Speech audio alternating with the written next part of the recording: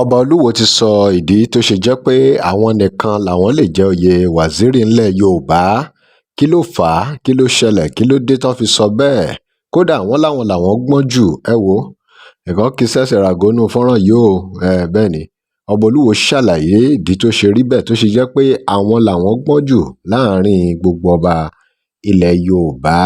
Níbi ayẹyẹ kan mà ni ọba olúwo wà tí wọ́n ti sọ àwọn ọ̀rọ̀ yìí, tí wọ́n sì mẹ́nu bà Grand Mufti, tí wọ́n ní Grand Mufti kan ṣoṣo náà ni o, pé kò tún sí Grand Mufti kankan bòmíì. Bẹ́ẹ̀ ni kò sì yẹ kí anybody tún yan Grand Mufti níbì kankan, pé ẹyọ kan yìí táwọn pè yìí náà ni.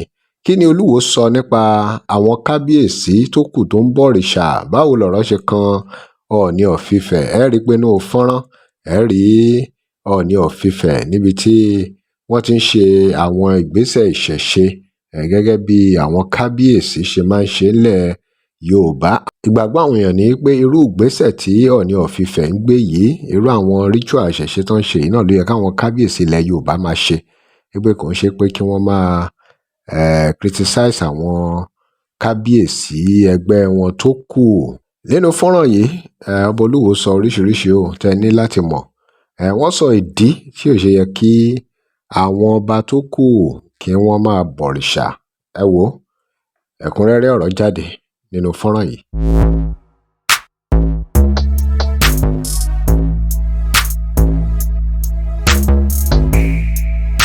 Welcome to CrossBlogX TV. Remember to like, share and follow us.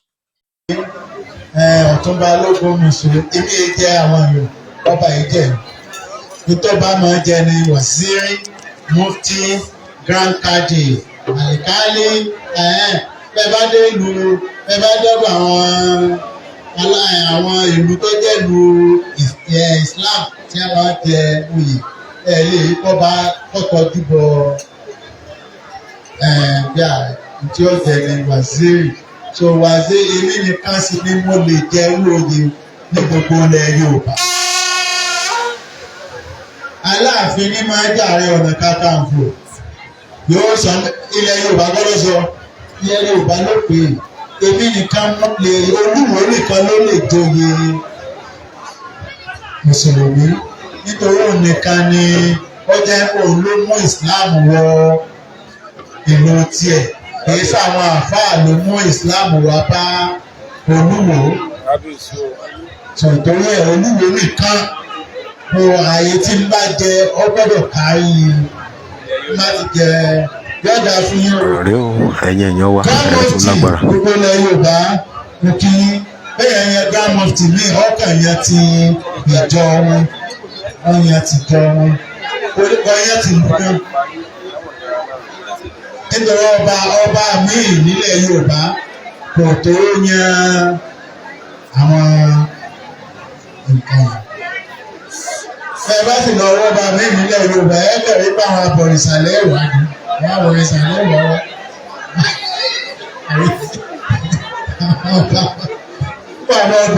Àwọn abọ̀rìṣà bá ní kùtì tí promoter Tolu Football Club, which is Taoreed Alamu, iṣẹ́ ló ṣe. A sì tún bẹ́ẹ̀ pé Ọlọ́run jẹ́ àmọ́ ìrìndọ̀ iwájú. Tá a bá máa ìrìndọ̀ iwájú ni a ní dúró tì. A sì ti sọ fún ìwò ní nǹkan míì fi yanràn. Ní nǹkan kan míì dúkẹ́ dúró tì mọ́ Ọlọ́run lọ́kàn lọ.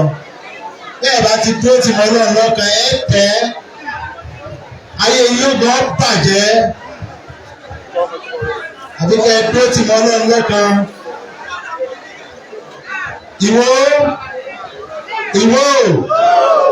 Ìwọ ṣe ń gbọ́ mi.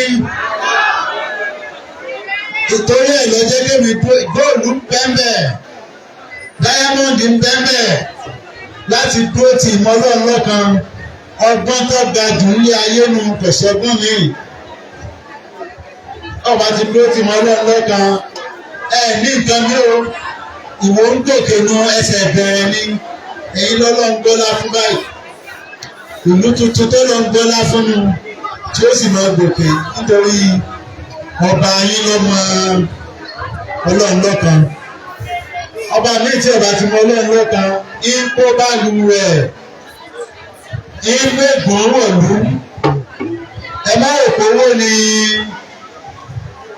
owó kọ́ ni ọba o owó ilé ìlú kan wọ́n lówó wọ́n kọ́lé ọjọ́ iwájú ti yín níwò yìí ó dáa ju ti China lọ ọjọ́ iwájú yín ó dáa ju ti India lọ ọjọ́ iwájú yín ó dáa ju Amẹ́ríkà lọ nítorí ẹni tó láyé àtẹ̀kùn ẹ̀ tó kó gbogbo àlùmọ́ọ́nì sílẹ̀ Yorùbá òun ni ó fún yín lọ́gbọ́n tẹ́ fi máa lò ẹ̀rí pẹ́lẹ̀ Yorùbá gbogbo tí ó ṣe sílẹ̀ Yorùbá tó lọ́n fi sílẹ̀ Yorùbá ẹ̀rí pé ẹ̀ máa lò tí ì fi ṣe nǹkan kan ẹ má lọ bá wọn tí ń bọ̀ ìsàyẹn o àwọn ni ó ń kó ìdánwò ilẹ̀ Yorùbá o àwọn ni wọn ò jẹ́ kí etí ìrí ọgbọ́n tẹ́bi máa lo àlùmọ́ọ́nì tí bá ṣe ń pè bó wá kòkó ṣe é bá máa wà mú nìkan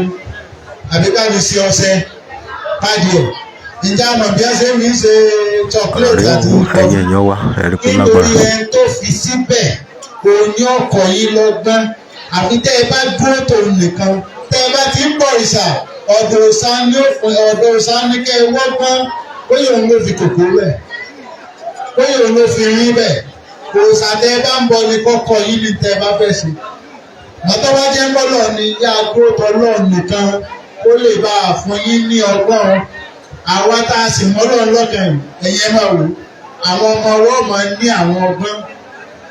Smartness and intelligence is not wisdom, and wisdom only comes from God. Àtọ̀dọ̀ Ọlọ́run nìkan lọ́gbọ́n ti máa wá ẹ̀dúró tọ́lọ́run nìkan. Èmi máa gbọ́n jù ní gbogbo ọba ilẹ̀ Yorùbá.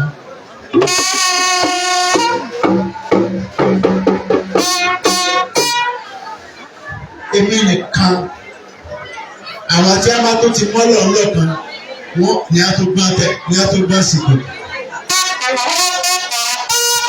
Sọ ráwélé Olódùmarè tó wà lórí mi kò síbi téèyàn tó lè forí kàn mọ́ jù bẹ́ẹ̀ lọ kò sáwọlé kankan nílẹ̀ Yorùbá tó jù ú lọ lẹ́yìn àwọlé Olódùmarè ìbolo tó fẹ́ lọ. Táwa lọ́gbọ́n jù ẹ̀sìn tó síwájú ọlọ́gba kò kí í àròlé Ọlọ́run lórí ilẹ̀ àbí kéèyàn ọba tó join mi káwọn náà wá di kí gbogbo ọba alẹ́ Yorùbá káwọn náà máa rólé fún ta ni. Ọ̀tọ̀ bá rólé fún ọ̀sà ọ̀dọ̀ ọ̀sà náà lọ́mọ wọ́tọ̀ bá rólé fún Ṣàngó gbogbo àtijọ́ náà lọ́mọ. Àwa ti kọjá èmi kan bàbá Odùduwà nísìnyí abẹ́rẹ́ ẹ̀kọ́ máa ní kí ló kọ rẹ̀ mo gbọ́dọ̀ ju bàbá tèmi lọ ẹ gbọ́dọ̀ ju bàbá yín lọ o bẹ́ẹ̀ bá ti ju bàbá yín lọ ọ̀rọ̀ ayé wá ayé ẹ bàjẹ́ nù èmi yìí ṣàwọlé Kọ́lá Àkànbí ti lò gbá tiẹ̀ ó ti lọ èmi náà gbọ́dọ̀ kọ ìtàn tèmi náà tọ́ọ̀ bá ti rí tàn kọ ayé ẹ bàjẹ́ ẹ má bọ bàbá yín o Olódùmarè nìkan ní kọ́ máa bọ. Àkí representative of former SSG Yẹmí Àjàní mo kí Alhaji Mutex bàbá ìyàwó tó yẹ pé tí bá ṣe pé tàrí ìdírí ọmọ wọn tó fáìn ó lè má lè jókòó wù. Ọ̀rọ̀ rí o ẹ̀yin èèyàn wa ẹ̀rí fún lágbára. Àwọn ẹ̀gbọ́n bàbá ìyàwó sẹ́yìn ni Sàmárì Àdìdì ọ̀dà yóò dà fún yín. The World Football Association ẹ̀fọ̀ mo kí yín pọ̀ pọ̀. Mo kí àwọn coaches all coaches here mo kí yín pọ̀. the graduates ẹ̀yin ọmọ tẹ́ ẹ ṣoríire lẹ́nu ẹ̀yin ọmọ ẹ̀ bẹ́ẹ̀ ṣe ṣoríire yìí oore náà kalẹ̀ o. ẹ má kàn jẹ́ pé ẹ ṣe àfáà nìkan o ẹ má kàn yẹ bẹ́ẹ̀ jẹ́ fúnpọ̀ nìkan ẹ tún lọ rẹ́gísítà politics ní ẹbí ń ṣe Nàìjíríà so tó bá ti lè sínú democracy ajẹ́mú wọn yọ sẹ́yìn nìyẹn. Let me tell you, Opanbuya of Liberia ó ń gbá bọ́ọ̀lù ní France òun ló di president tó jẹ lọ òun ló jẹ George Opanbuya náà pé president of Liberia bọ́ọ̀lù ní gbá bọ́ọ̀lù ló fi dupò president ó sì jẹ́ o. Tẹ́ ẹ bá ti mọ̀ pé ẹ̀ ní jalè ẹ̀ ní wà corrupt ẹ̀ ṣe Nàìjíríà dáadáa ó lè di president. So kọ́ ẹ lọ fọ́kọ yín lẹ̀ láti sìn wọ́n bá ti ìwọ́sà fi ọkọ rẹ lẹ̀ lọ rẹ́gísítà fún pé pátì tó bá wù ọ́ ní ọ lọ ìsọ pé pátì báyìí ní ọ lọ pátì tó bá wọ́n gbọ́dọ̀ rẹ́gísítà. Ṣé ẹ ti gbọ́ kò sí tí ò lè dì lọ́la o. Opanbuya the president he was a footballer ó tiẹ̀ tó gba golden boot ìwọ lọ kà nípa George Opanbuya of Liberia so what footballer ni so God bless you ẹ ti ṣe dáadáa Ọlọ́run ó ti jẹ́ bẹ́ẹ̀ ṣe dáadáa jù báyìí lọ ibi ẹ má débi ìbọ̀rìṣà o ẹ̀yin àfáà tètè máa sọ pé làkúndé nùkún ẹ ṣọ́ra yín o. Ọ̀lẹ olè owó ní wá bí wọ́n ti ń bọ̀ ìsà ní òun fẹ́ sọ bẹ́ẹ̀. Ànábì sáré ṣe làkúndé nìkan òun blọọkì ni. Ó tó di bá ànábì ṣe làkúndé nìkan Kùránì ti parí o. Ó ti ṣiṣẹ́ o ẹ̀ẹ́fẹ́ ṣiṣẹ́ ẹ̀fẹ́ jẹ olè ní. Ẹ máa sọ pé làkúndé nìkan wáyé ẹ̀. Tó o bá ti gbọ́ iṣẹ́ àfáàní tó o bá ti gbọ́ tó ìdí ẹ̀ ń sìn lẹ́yìn Ọlọ́run sọ̀rọ̀ bẹ́ẹ̀. Wọ́n gbọ́ wọn gbọ́ ẹ máa lọ jókòó ẹ ní òye ẹ lójú ọ̀hún. Náà má bẹ́ẹ̀ ṣàdúrà fún yín ẹ dùn. Làkún nínú kan kí ni?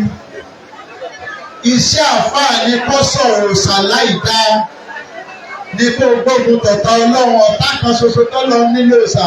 Ìta àfáà mọ iṣẹ́ àfáànù ẹ wà máa sọ̀rọ̀ ìgbéyàwó ìyàwó lọ́jọ́ ọkọ rẹ àwọn tí ò kọ́. Òjíṣẹ́ ni àfáà tó o bá ti rọ́ba tí bá ń bọ̀ ìṣà ìwọ lóye ẹ̀yin àfáà ọba mélòó lẹ ti lọ bá níwájú ní ààfin rẹ̀ pé wọ́n bọ̀ ìṣà mọ́ ìwọ ló ń ṣojú Ọlọ́run.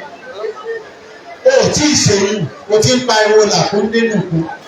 Olè ọbẹ̀ jẹ nínú owó tọ́ba ẹni olè ní olè lẹ́yìn àfà tẹ́ ẹ̀ sọ̀rọ̀ fún ọba tí ń bọ̀ ìsà ẹ̀mẹ́ pé gbogbo ìlú yẹn ló ti jẹ́ kí wọ́n jẹ̀bi ẹ̀mẹ́ pé gbogbo ìlú yẹn ló ti jẹ́ kí ègún ọ̀bọ̀ ìsà wà lórí nítorí Fìràónì Ọlọ́run pa Íjíbítì. Ìwọ àfáà tí ọba rẹ̀ ń bọ̀ ìsà tó ò débẹ̀ bọ́ àní kọ́ gbọ́bẹ̀ sí lọ́rùn débẹ̀ kọ́ sọ fún ọgbọ́n o kọ̀ gbọ́n o tí ọba ti gbọ́ yé ìpadà kọ́ gbọ́n bàtà rẹ̀ ègún yẹn yọ wà lórí tiẹ̀ kò ní sí lórí tiẹ̀. Ilé ìròyìn ẹ̀yin èèyàn wa lórí ìta mú wá fún yín lónìí pàápàá lórí gbogbo ọ̀rọ̀ tí kábíyèsí sọ nípa àwọn kábíyèsí tó kù tó ń bọ̀rìṣà ọláwọn làwọn gbọ́n jù ọláwọn nìkan làwọn lè joyè mùsùlùmí waziri ní ilẹ̀ Yorùbá. Kí lè ròyìn ẹ̀yin èèyàn wa ẹ drop comment and remember to like, share and follow us. Thanks for watching. Fún ìpolówó ọjà ẹ pè WhatsApp number page yìí ẹ já lọ fún ìpolówó ọjà. Tẹ́ ẹ bá lè rí àmì ṣe gbogbo ogun tó lóhùn ní gbọ́ tó lóhùn ní gbà lórí ayé yín iná agbára Ọlọ́run máa jó dànù.